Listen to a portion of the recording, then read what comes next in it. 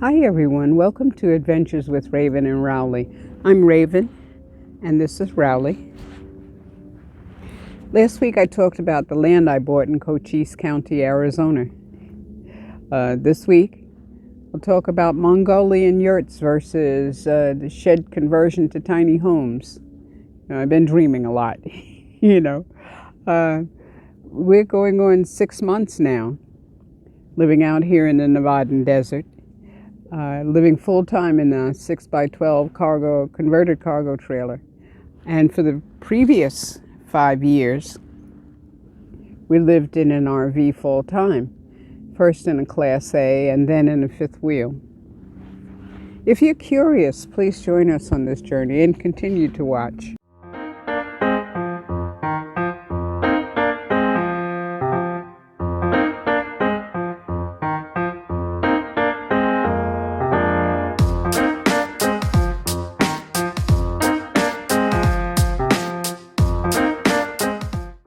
Now that I've got the land, I've started planning what I will do with it, or dreaming what I'm going to do with it anyway. In this video, I'm only talking about focusing on the primary residence and the accessory building that I want to build.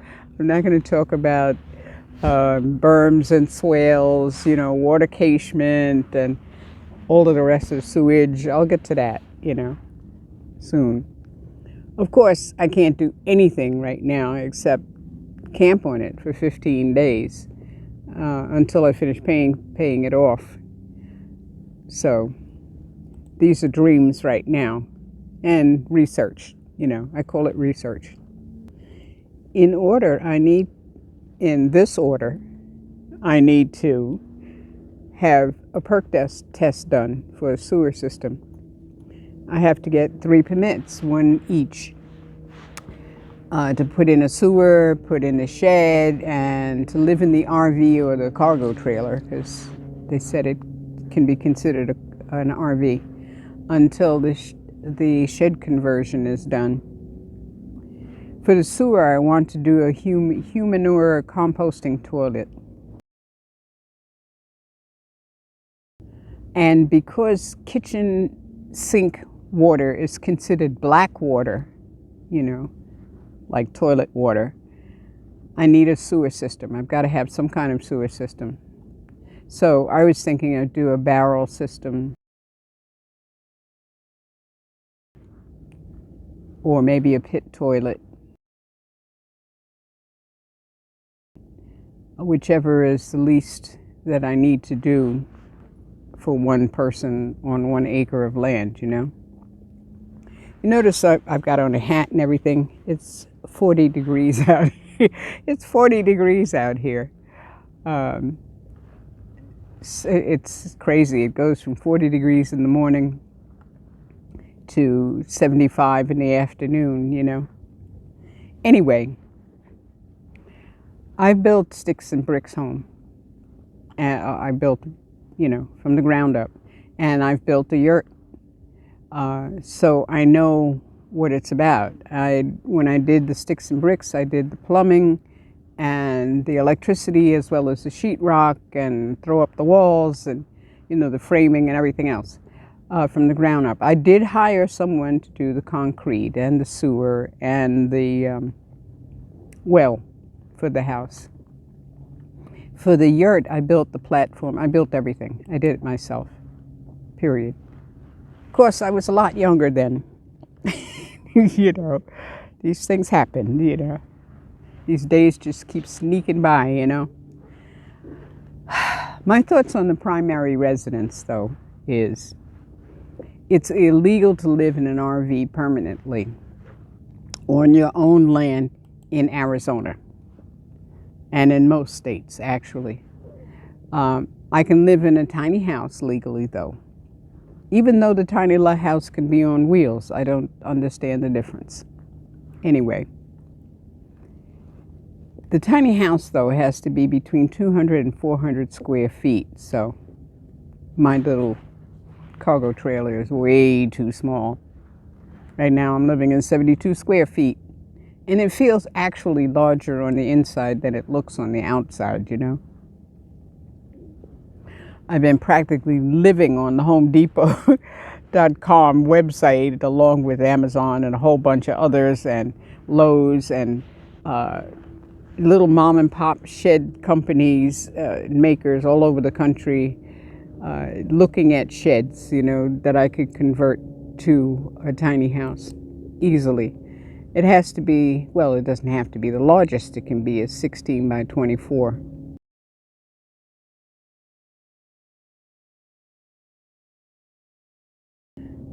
I want it all on one floor. I don't want any lofts, because if I put something up in a loft, it's in a black hole. I don't want any stairs, no ladders, nothing like that, okay? The floor must be included with the shed. You'd be surprised how many sheds you can buy that have no floors, you know. You got to pay another $1,000 on top for the floor, you know. I want a shed where they're going to bring it in and plop it down, and that's that, you know. They're going to set it up and you know, put it on its blocks or a pad or whatever I put in there, and then, you know, be gone. I do not want a kit. I mean, I could do a kit, but I don't want to do a kit, okay? And that's the way it goes. And then I can do the insulation and all that kind of stuff. And I'm not going to do moving mat insulation in the shed, you know. Anyway, I feel that I physically can deal with that. Anything that needs to be done, like insulation, you know, I could put down flooring, all that kind of good stuff. Sheetrock I could do, but I don't really think I will. Anyway, we'll figure out when it gets there, okay? I can have, according to the state of Arizona, I can have an accessory building that is under 200 square feet that doesn't require a permit. So I'd need nothing larger than, I need smaller than a 15-foot diameter yurt. And the platform has to be 15 feet or larger, because I'm thinking of a deck.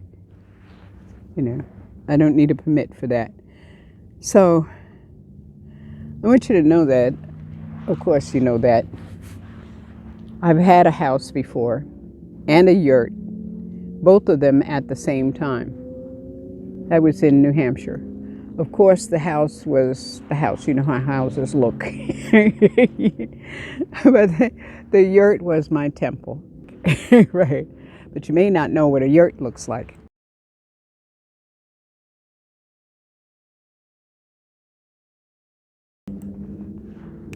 The yurt I used when I had the house and the yurt was my temple.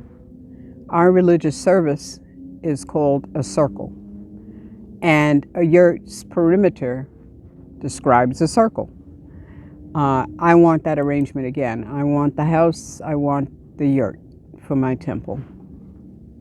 Now, specifically, I want a Mongolian yurt, or 𝗏𝗏. The Mongolians live in the Gobi Desert. I believe that I can survive in a Mongolian yurt in the Arizona desert. Gets just as hot, just as cold.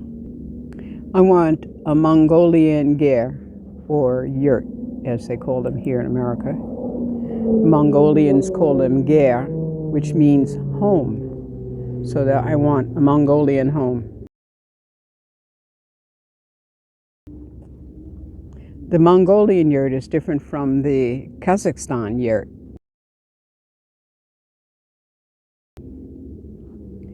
And the American yurt. I think the Mongolian yurt is much more beautiful.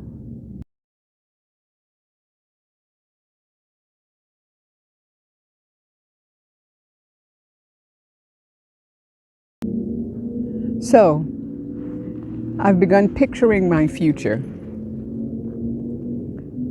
I thought I'd let you know, The Rowley report. Rowley just left. I think he's had too much sun again. It is beginning to get warm sitting in the sun.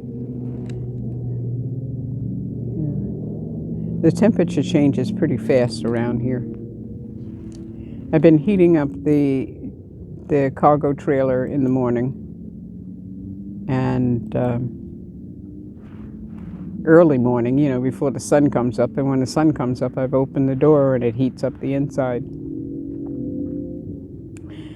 Rowley seems to be okay. Hey, Rowley. He's just hanging out, doing his thing. I think he's become more sociable too. He's not barking at the other women who are up here, the other people who are up here. And he's not barking so much at the people that come to visit either. He's doing pretty good. I think that that little device that makes a sonic sound really helps a lot as far as his behavior goes. But he's doing good. Anyway, thanks for watching, and thank you for your support. I'll see you next Friday at 5 p.m. Pacific time. Take care of you and yours. Happy Samhain to those who celebrate, and blessed be.